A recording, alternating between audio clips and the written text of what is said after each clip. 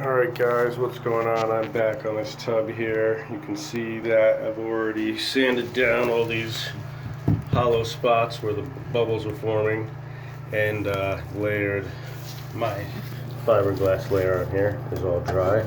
So what I'm going to do is I'm going to hit the edge here with a little bit of filler and then sand all this down. I'm going to skim coat the whole thing really with some filler. And you can see I've got my tape line on here already, and I'm about to cut my drain masking tape. Then once I've got this all sanded down, I'll match up some gel coat and get it done, I guess.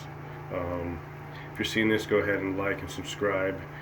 You'll get notifications for this and other jobs I got going on. I do appreciate it. Thanks.